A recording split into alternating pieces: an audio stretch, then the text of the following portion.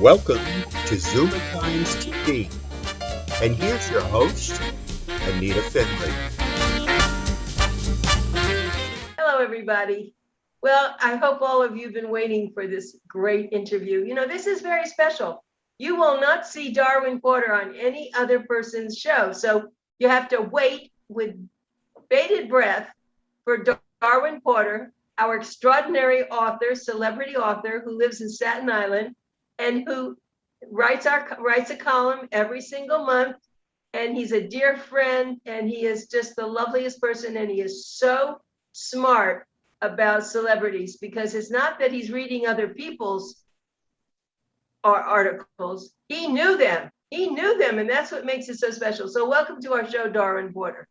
Thank you so much. And it's sort of a melancholy time to talk to now, because I'm coming to the end of really what was the greatest summer of my life. I've had a wonderful, wonderful summer. And I sort of hate to see the autumn leaves start to fall. What made it so wonderful, Darwin? Well, I'll talk about something else, but it really began, you know, Staten Island has some of the best medical facilities in the world. And my doctor, who is from Jordan, he puts me through every known test. And I finally came in. There was this beautiful blonde Russian doctor who came in to give me the final results of all these tests. And, you know, you dread that moment. And she said, "You lied to me about your age." And I said, "I lied? No." And she said, "You're really a 20-year-old body." And I said, "Oh, I passed it." I said, "Oh my God, I would love to hug and lip lock you, but then you would sue me for millions of dollars for sexual harassment." Right. I'll just shake her hand, you know. Right. So that launched this summer, and So it came out. So you're saying that it came out well. oh my God, like a dream. I'm so happy. That doesn't mean I won't die tomorrow, but it gave me a wonderful summer, and the wettest summer I have ever seen. And the garden now, it only is minus Tarzan. I have never seen so much growth. And one vine grew 30 feet in one summer. It's amazing. And I saw a map of the United States, and the east is green, and my dear friends in the West are really suffering, and we send great sympathy to them. Even the Colorado River is drying up. There's talk of having a water pipe from the east to give them some water. Really? Yes, I know it's, but what I really want to talk about right now is something that is on a lot of people's minds. I want to talk about how thousands and thousands of baby boomers are in their late 70s, really in their 80s, and they're becoming millionaires. It's amazing.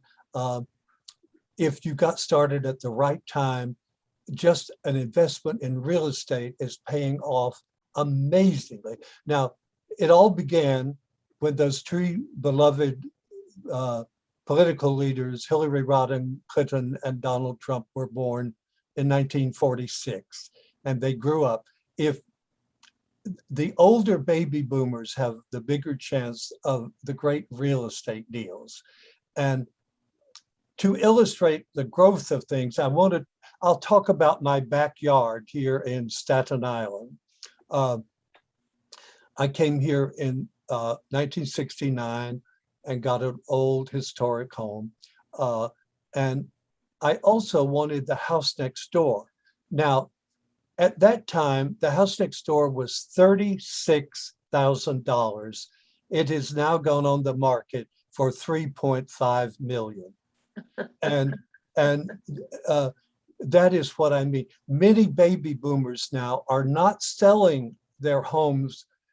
There was a tendency that they were selling their homes, either going to live with their families or in some care facilities. But many baby boomers are now staying on in their homes and living there much longer. And their homes are growing much more valuable. For example, on the front page of the New York Times today, it said the medium, that means the average home in California is now $800,000. Now, these were the homes that in my 20s, when I was considering using California as my base, these homes were $12,000 and $18,000. So the older baby boomers who bought homes, I'm not talking founding real estate empires, I'm talking about buying a home, and at a certain age, of course, the younger they married and settled down, these people are becoming millionaires. Now, you could say, why didn't I buy that home next to me? Well, it got involved in a lawsuit about who owned it with the heirs. And I bought my home, but I went and bought 2 apartment buildings and a townhouse. And I didn't do well on that because a pyromaniac burned them down. So Oh, God. it's a hard, I'm still suffering from that. But now there were some houses down the street that were really, some were selling for $9,000, but I want a much bigger house. But the other day, one of those little houses sold for $1.3 million. Now I'm using Staten Island, but this is happening all over the country, of where a real estate investment made years ago. The point is, you can come into this kind of money by living longer. It's important. The longer baby boomers live, the richer they get. And Look up. and Staten Island is going through a rapid change here on the North Shore. It'll be soon. You'll be in Wall Street in 5 minutes. The shoreline, which faces Lower Manhattan, was a great thriving thing in the 19th century. Now it will be developed like part of the Port of New York. You'll have ocean liners arriving, and all the waterfront will. If some baby boomers right now own part of that waterfront, they think in 20 or 30 years it will sell anywhere from $50 to $100 million. And Donald Trump's family up the street were planning to buy 2 condos. They should have, and then he ran for president and the deal didn't go through. But they say the rents there, they'll go from $3,000 and $4,000 to $15,000 a month. I mean, these are incredible prices going on. Well, wait, I have to ask you some questions because I was privileged to come to your home, stayed there quite a few times, and I know how great your house is, but Staten Island has never had a great reputation for what you're talking about. So you're saying now it's probably what's left for developers now to make it into another New York. Oh yeah, it's going to be like an extension of Lower Manhattan. I thought this would happen much sooner. So the investors are coming around. Every day I get an offer to sell this house. Oh, really? Or something like that. And so it is changing. But I thought to go from $36,000 to $3.5 million on a small investment. For example, let's take our former president, Mr. Trump. Had he taken the money that his father gave him and gone to the golf course, he would be every month receiving a massive investment, and he wouldn't be facing a $400 million debt in a few months or bankruptcy. All he would have to do is just have put that money in real estate. I didn't have that kind of money, but I'll give you an example. In Key West, which you know, I'm sure you've been there many times. The old town, when I went there, was the people didn't want to live there. Right. They were moving out. And I bought a very nice, they call them a conch house, for the locals are called, the Key West were called conchs. I bought one, I hate to tell you, it was $8,000. And when I almost overnight, the old town of Key West became hot. Calvin Klein became my neighbor with boys running around in Calvin Klein jockey shorts, and the prices went. I couldn't. When I finally got rid of it, I just added some zeros to the $8,000, and they bought. I bought it. It sold it right away, and I recently heard that it sold for $1.3 million. This But little, now, so let me ask you, the Tennessee Williams house, which you, of course, were friends with Tennessee Williams, that was a huge house. That was really beautiful. Is that for sale? no, actually, the Tennessee Williams house was a very modest house. I think you Really? mean the Hemingway. The Oh, I'm sorry, it yeah, was Hemingway. Excuse it me, I was made a a Hemingway. mistake. Yeah, It was I the have a, Hemingway house. yeah, I have a, that is one I can boast of good investments made. That was one of my heartbreak things. For example, um, Mary Hemingway, after her husband died, was in charge. She put, you're going to swear I'm making this up. She put the Hemingway house on the market for $10,000. Oh, And no. I grabbed for it. Now, why was it so cheap? Well, this sounds prejudiced, but it's in the section of town. They use the N word referring to African Americans. And so the white people of Key West, they didn't seem to realize the fame or something. To them, Ernest Hemingway was the guy who appeared at Sloppy Joe's drinking with the fishermen. And to me, Ernest Hemingway, I read every book about him. I read every book he read. And I had this girlfriend who had to go away. Well, I didn't make her pregnant, but she had to disappear for a while. And so she asked me to take over the cottage in back of the house.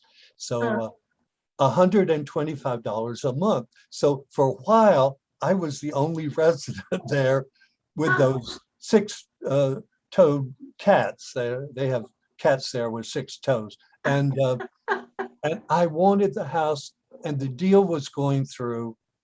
In fact, if it had gone through, you and I would be down there taking admission tickets right this morning, this afternoon, I mean.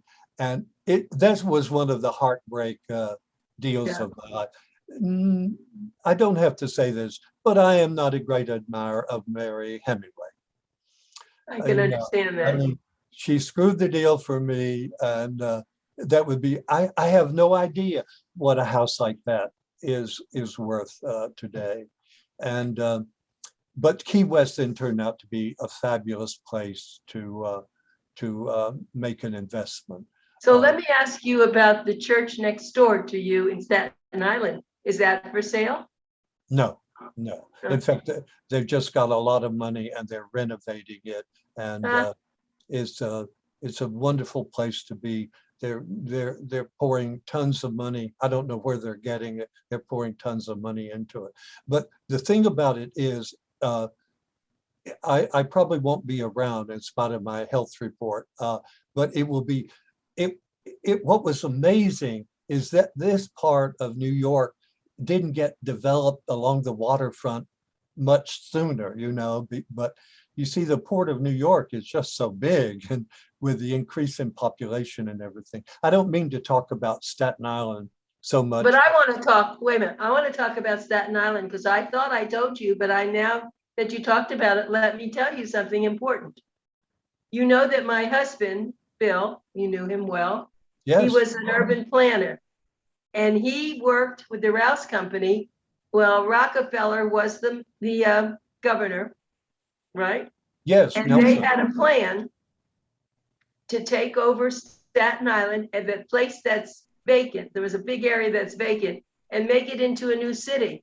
And it was all set to go, except you had a congressman who wanted to be paid off if he approved it. And remember, and Jim Rouse would not do that. So they lost it. So this was now in the 60s. It could have really been even big then.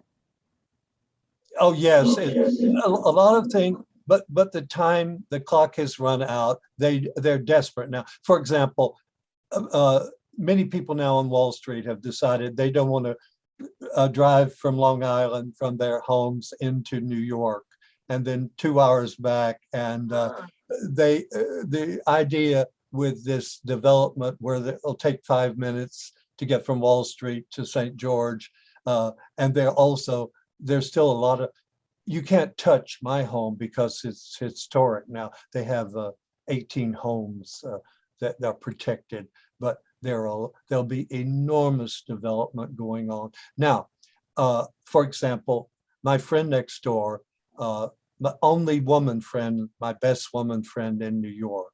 You're my best woman friend. Right. Wait, I was wondering when you said that. Okay, in New York. Okay, I accept that. She owns the country of Montenegro. I'm exaggerating, but she does a great. So she wisely bought this property next door. And now the thing that she is facing now, because she doesn't need to live there, but many baby boomers are faced with the choice. Should I keep the property? It can bring in about $200,000 a year in rents because there are a lot of or you can sell it for the $3.5 million and retire to Florida. So that's a dilemma facing many baby boomers. Do they want to get rid, because if you have renters and problems, or you just want to take the money and run. Now, many baby boomers who don't have that kind of rent, but some of them on more modest properties are, I don't want to sound gross, but saying, well, to hell with my children, we're going to sell the home or take a reverse mortgage and spend it and let the children do without the million. Right. And that is true for some. They've done surveys, and that is true. Interestingly enough, the peak of older baby boomers owning real estate came in 2011, when they owned nearly 50% of all real estate in America. Now, because of deaths, that has fallen to about 41.5%. Darwin, excuse me, how are your taxes? Are they high? No, I find them very modest. Just over the bridge in New Jersey, some homes are fairly modest homes. They have a $25,000 a year tax bill on real estate. I consider that very high. Yes.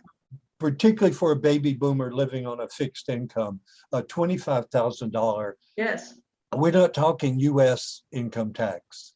It was real estate tax. And so, however, I also know the handwriting is on the wall. I plan to stay here until I'm not here anymore. And I know my tax, I'm going to open, depending on how long I'm here, I'm going to open some envelopes from the state or city, both, and not be too happy. But I'm determined to hang in there. And I miss Florida, though. I really did. I did miss Florida. I want to tell everyone that you're listening to the famous Darwin Porter, the celebrity writer. He has written probably 50 books. I have so many of them, but he writes about celebrities that no one else can even touch or know. We had just featured a wonderful article. Every month he writes a great article. We did a whole thing on Marilyn Monroe again, but we've done it on every major actor in the country. And he knows things that no one else knows, and they're real.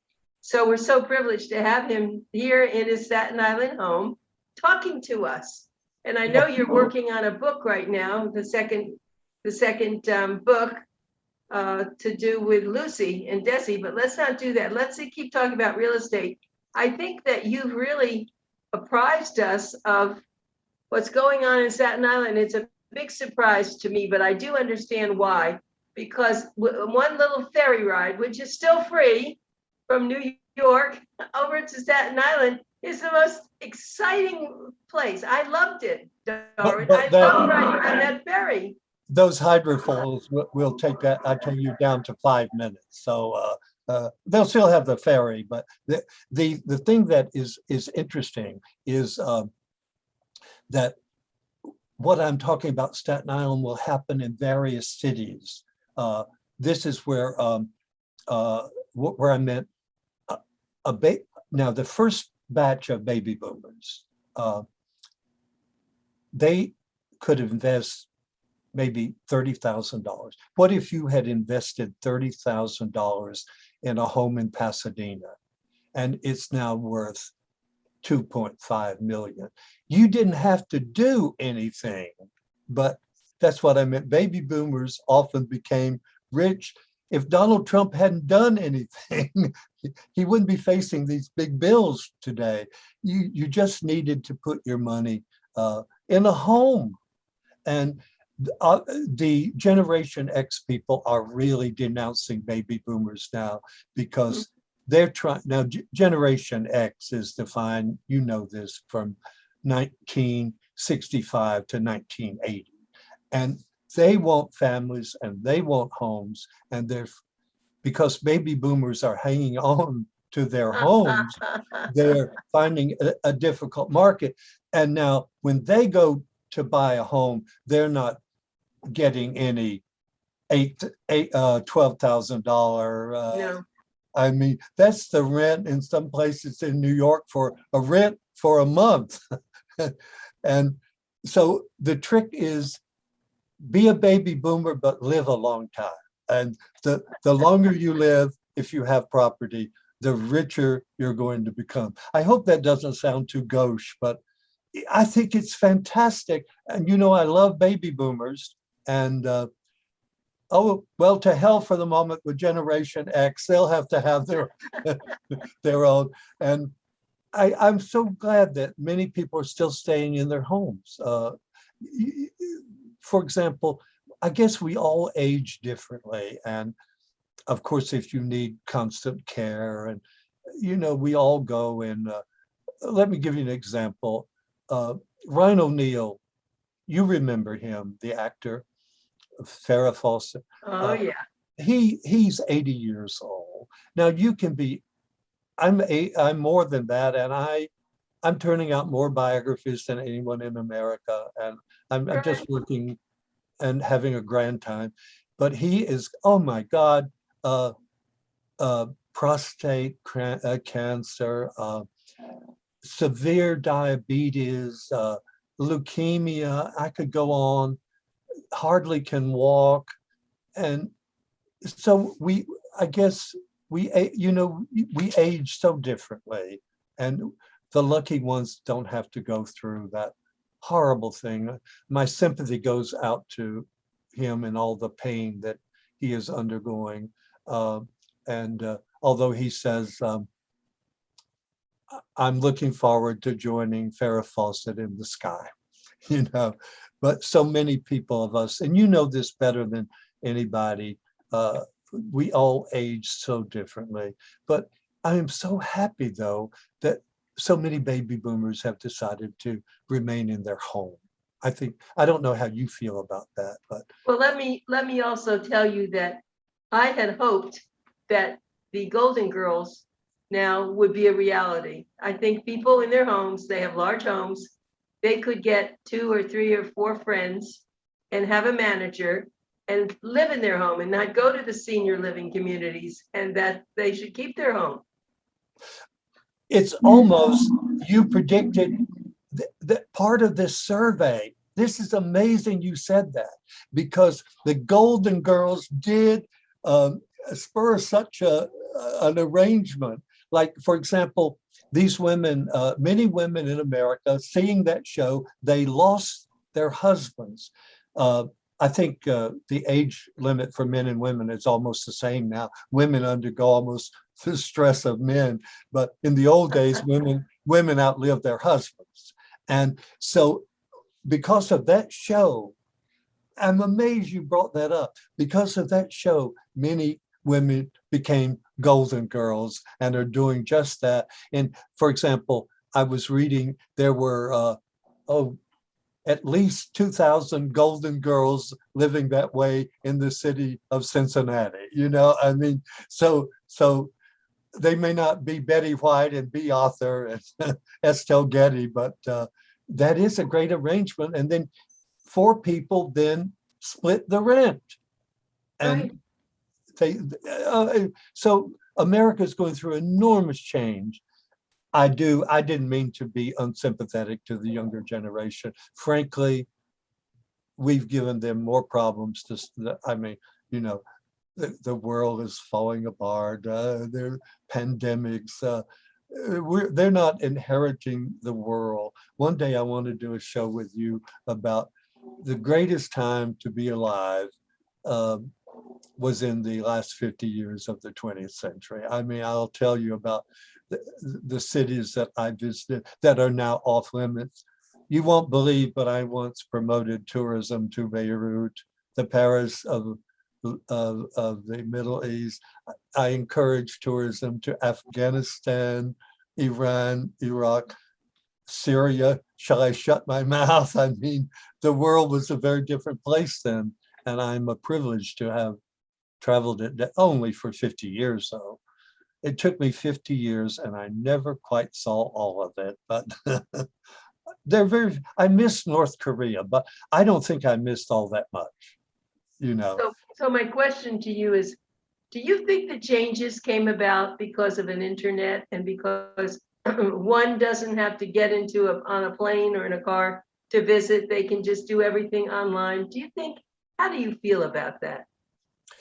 Well, I think that did contribute to a great deal of a lack of interest in actually going and seeing the places. But we go back, I sound like I'm just promoting baby boomers all the time. The baby boomers in the history of the world became the greatest travelers in the world. They grew up in a prosperous era. They wanted to see Rome, Paris, Madrid, London, all those things. And of course, hopefully they carried one of my travel books. Right. At least I made Arthur Fromer a multimillionaire. And they probably, well, of course you can't travel to many of these places anymore. And it's so difficult now. But so if I ever had a time, and I don't, I would go back and write about the baby boomers ushering in the greatest era in world tourism the world has ever known. And they changed the world in many, really, again, I sound like such a boaster of baby boomers, but they are a remarkable people. Rich people were the only ones who traveled at one time. And they broke down that barrier and running all over the world. And so many of them are now millionaires.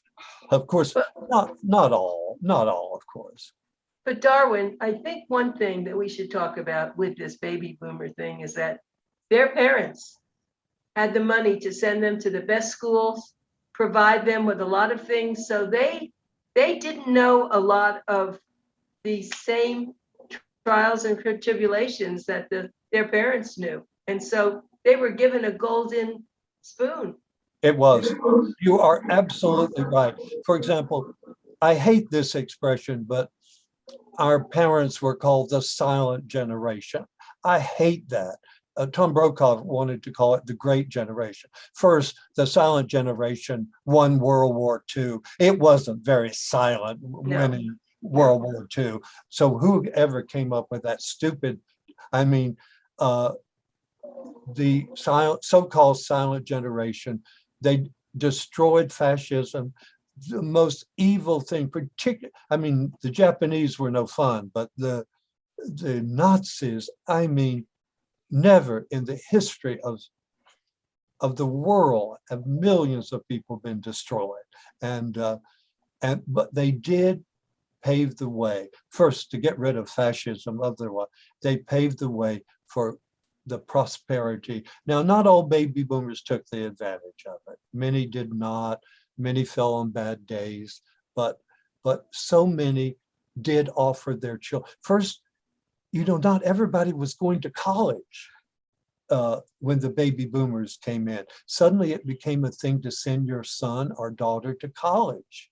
And then look at Florida. Florida had very few universities. All of a sudden, you're coming up with colleges in Florida I've never heard of.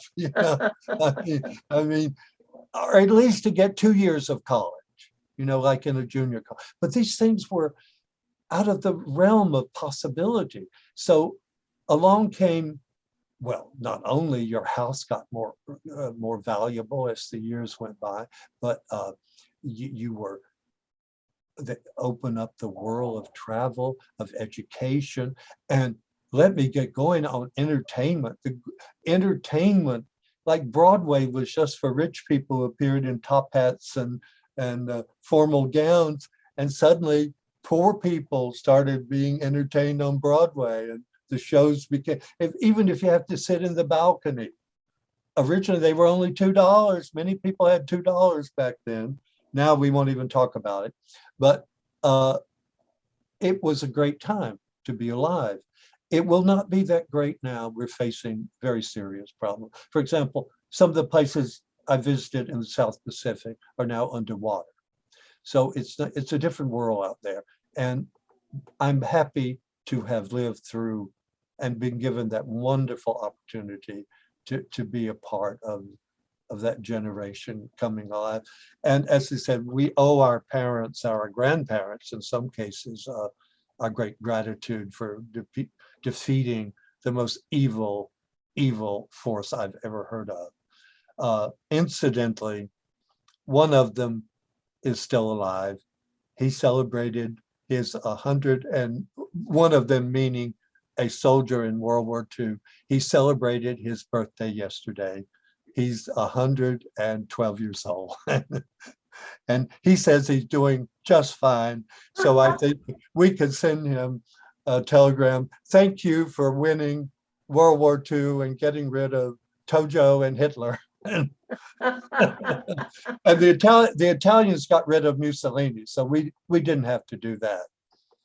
They strung him. When you look back at all this, see, you've been doing so many things in the world with your traveling and your knowing the celebrities, and so you have really a very broad outlook and knowledge of all of this. I think the book that you talked about would be very welcome. I know you're so busy writing about celebrities, but what a great book that would be, Darwin. Well, I want to tell you where I am. I finished volume 2 of Lucille, and I am so happy to have done it because there have been several books on Lucille, but people they only give 2 or 3 pages to after the divorce from Desi and the I Love Lucy going off the air in 57. But I mean, she defied F. Scott Fitzgerald. I think I told you before, he wrote, "There are no second lives in American lives." Well, he's totally wrong. She found another husband, a Jewish man named Gary Morton. And not only that, but she says, "I'm going to give it hell to the day they haul me off to Forest Lawn." And indeed, she was still on television 2 months before she died in 1989. And she never had the success of I Love Lucy. But I want to hand it to a woman who just didn't give up. She said, just put on a little more makeup. Now, Danforth Prince, our publisher, Lucy was known as a redhead. Actually, as she got older, the hair became orange. So he's releasing the second volume on Halloween, which is traditionally associated with orange hair, right? So she was orange haired at the end. I guess. Well, with that, Darwin, we have to say goodbye. This has been, as usual, I always just have a smile on my face. My mouth stays open. My eyes are bright and shiny because I never fail to be amazed at what you know and how responsible and articulate you are. Well, we both love baby boomers and we wish them a long and happy life. And Yes. knowing many of them have already had a hell of a good time and we want it to continue and continue. I'm Well, one of them.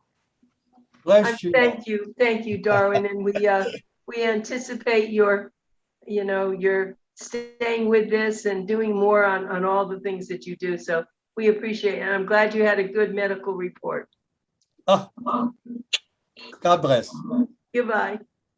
Thank Goodbye. you. Bye-bye. Bye.